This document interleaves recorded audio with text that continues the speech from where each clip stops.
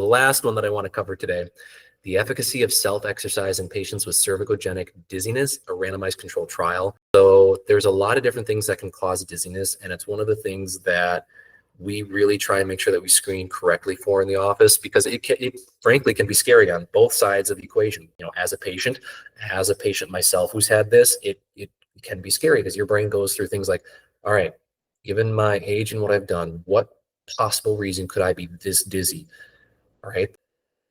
It could be cervicogenic, which is what this study is talking about. So the interplay between your entire vestibular system in the brain with your eyes, your inner ear apparatus, and your neck. Something is wonky in the neck. That's feeding some bad information to the brain, and it's dealing with three variables in this balance equation, and one of them is off. But again, it's scary because then you always think about, even though those are the common ones, what if it's a tumor? What if it's? So I understand, and it's one of the things that we screen for. However, giving them things like stability exercises, ocular exercises, various at-home exercises, and I think they listed out here. Let me find it here.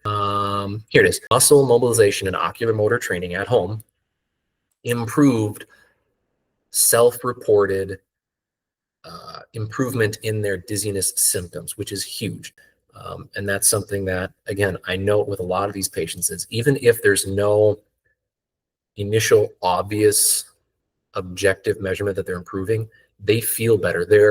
Their communication between the neck and the brain seems to be improving, and that reduces the skew essentially of the equation of how far off is what they're seeing, what they're, where they're at in space, and what their neck is telling them. The brain has less to juggle, and the symptoms seem to kind of come down and relax a bit.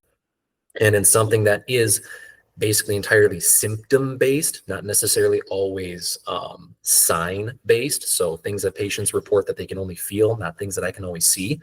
It is really, really cool that we can at least give them things to do at home that will improve these symptoms in conditions that are or can be scary, debilitating, and giving you a hand back at the wheel can be so empowering.